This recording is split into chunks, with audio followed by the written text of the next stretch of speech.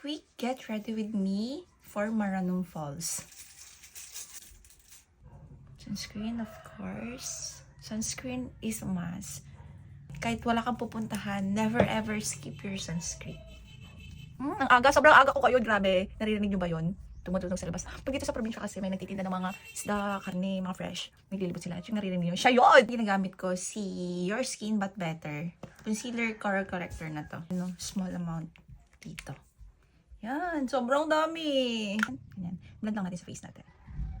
Hindi kasi ako mahiling mag-foundation, so I always use concealer color corrector. So yes, maglalagay tayo ng bronzer kasi I love bronzer. Kahit di na ako maglagay minsan ng blush, basta naglalagay ako ng bronzer is next, using the same brush na pinag-blend ko sa concealer ko. Ganun lang natin para maalis yung excess. I-blend natin yung bronzer ko. And next is the liquid blush from Happy Skin. Kailan natin. Nalagay ako lagi ng effect yung blush na Happy. Yan.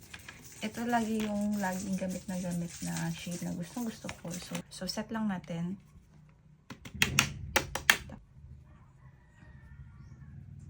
Tapos maglagay lang tayo ng shining, shimmering dito, and then dyan. Nagmamadali tayo. Ayusin na natin yung eyes natin. I'm going to put brown here. Brown. Kasi nga sabi ko, lately na-addict ako sa brown na eyeshadow. Kasi sobrang ganda niya sa face ko.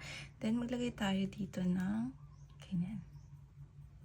Hindi naman. Then lagay lang tayo ng highlighter dito. So, this is the final look. Ah! Nakalimutan ko yung lippy ko. Lippy na lang. Lagi akong naglalagay ng lip liner. Sobrang gamit na gamit ko to. From MAC to. Sobrang tagal na din to. Parang di siya nauubos. Gagawan natin yan ng paraan. So, yan lang yung lip liner ko. And then, we're going to use Happy Skin again. Okay. Na-addict ako kay Happy Skin kasi sobrang ganda ng mga product niya.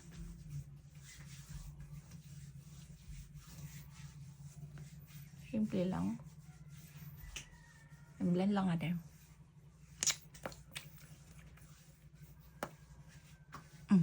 Kita mo yours? Bobs. Skin, sobrang ganda ng lip jelly nyo. Nakaka-addict. So, meron akong dalawang shade nito. So, yes. Iset lang natin ang ating makeup. Of course, kuha tayo ng setting spray. Na ginagamit ko si ZZ. Matagal ko na itong ginagamit since noon pa. So, set lang natin. Okay. Antayin lang natin siyang mag-dry kasi papatungan natin siya ng mist para sobrang ganda. Napaka-dewy look. Hindi siya yung powdery look. Dewy look siya. Next, we're going to use the Face Republic Blooming Essence Rose Mist. Sobrang gandang-ganda ako dito. Kasi binibigyan niya ka ng dewy look. Pagkatapos kung mag-makeup, diba, minsan, pag nagsaset ka kasi ng powder, nagiging powder yung face mo pag nagsasetting spray ka.